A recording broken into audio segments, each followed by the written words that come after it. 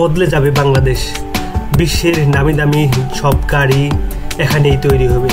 Japan economic zone Narayanganj ২৫০০। এখানে জাপানি company Sumitomo ৭০% share আর বাংলাদেশ সরকারের ৩০% শেয়ারে প্রায় ১১৫০ একর জমির উপর প্রতিষ্ঠিত হয়েছে জাপান ইকোনমিক জোন। এখানেই তৈরি হবে বিশ্বের সকল নামি দামি গাড়ি।